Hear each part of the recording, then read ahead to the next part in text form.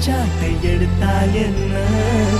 விஸ்வரூபம் கொண்டு விண்ணை இடிப்போம் நண்பா, சில விண்மீன்கள் விழுந்தால் என்ன?